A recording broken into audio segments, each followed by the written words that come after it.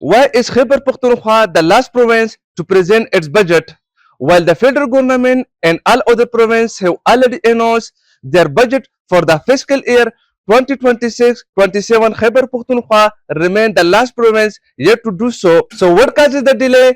The main reason appear to political conciliation within the ruling Pakistan Tehreek-e-Insaf (PTI). Party leader reportedly wanted the province government to consult PTI founder Imran Khan before presenting the budget. As a result, the budget process faced repeated delay. Another issue was uncertainty over whether the government should present a full year budget or a 3-month interim budget.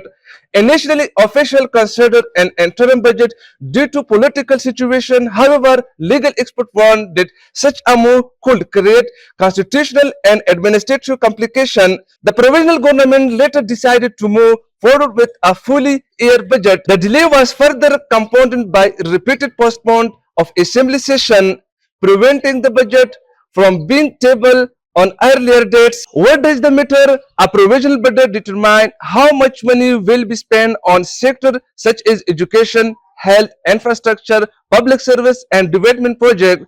Delay in budget approval can affect planning and government spending for the upcoming fiscal year. What happened next?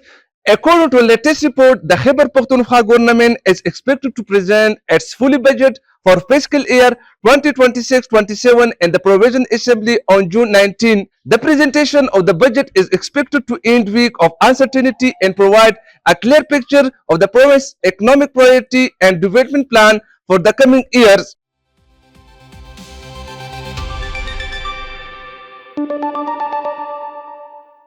The government of Punjab under the Punjab Finance Bill of 2026 has proposed increasing Abiana, that are the water charges, the token taxes and the agricultural income tax for the upcoming fiscal year of 2026 and 2027. But why? The main reasons that the government of Punjab particularly has proposed increasing the levies or taxes in these domains include: number one, the federal government of Pakistan has waived a greater amount of taxes, particularly for the salaried class. Number two, that Punjab has to broaden or widen its tax base. And number three, that Punjab has to create a fiscal space without imposing new taxes on other sectors. So, keeping in consideration these three main reasons and hypotheses, the government of Punjab has rather proposed to increase the levies in these particular domains or sectors that once again include the agricultural income tax. The government of Punjab in actuality plans to collect 748 billion Pakistani rupees in taxes, which would be approximately 43% more than the last year's tax collection of 524 billion Pakistani rupees. And in this particular regard, the Abiana charges, which were initially crop based, would now be evolved or transformed towards the flat rate regime, which means that Abiana charges or the water charges per acre would be fixed at 1,650 rupees for Kharif season and 850 rupees per acre for the Rabi season. Beforehand, the farmers or the landowners who would own land ranging from 12.5 acres to 25 acres would be obligated to give 300 rupees per year. Landowners who would own the land ranging from 25 acres to 50 acres would be obligated to give 400 rupees in the form of levies per year.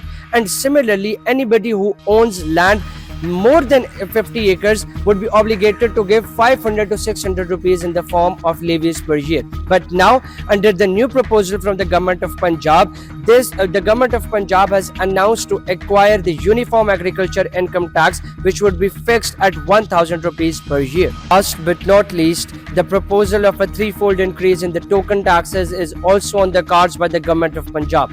Yes, depending on the laden capacity of a certain loader or a heavy trailer, they'd be obligated or directed to pay certain amount of levies. For example, any loader who has a carrying capacity ranging from 4,000 kgs to 8,000 kgs would now pay 6,600 rupees instead of the existing 2,200 rupees. Similarly, any loader or any trailer who has the carrying capacity ranging from 8,000 kgs to 12,000 kgs would now be dedicated or directed to pay 18,000 Pakistani rupees in the form of levies instead of 6,000 Pakistani rupees. So, wants to reiterate the fact that these are the proposals from the government of Punjab and would be implemented once ratified, and these steps are being taken so to ensure an additional fiscal capacity for the province of Punjab without imposing new taxes on the general public.